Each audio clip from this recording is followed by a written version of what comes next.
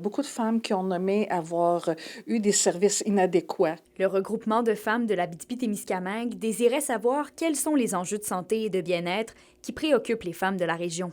Après avoir mené un sondage auprès de 469 répondantes au printemps dernier, un constat a ressurgi. Certains services sont difficiles à obtenir sur le territoire. Il y a tout de même beaucoup de femmes qui ont nommé que l'accès à l'avortement en Abitibi-Témiscamingue, c'est vraiment pas facile. Il y a seulement 2 points de service en Abitibi, un à Rouyn, un à Val-d'Or. Il y a beaucoup le manque d'écoute de la part des médecins. Beaucoup de femmes qui ont nommé avoir eu des services inadéquats, que ce soit de la grossophobie, du racisme. Mais après avoir récolté toutes ces réponses, l'objectif final du regroupement était de trouver des pistes de solutions.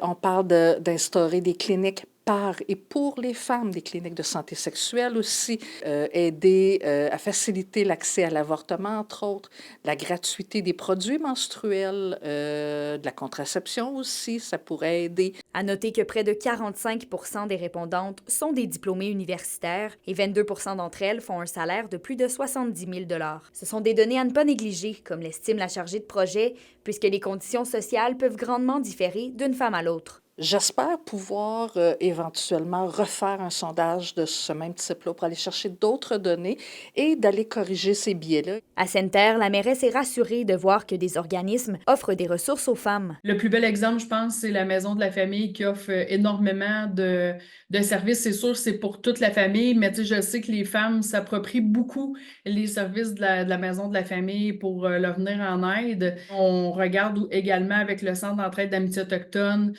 le Manoir Universo qui offre aussi là, différents services. Fait que, c'est sûr que je pense que oui, il y a quand même plusieurs services là, qui peuvent être offerts ici même à Sainte-Terre, là.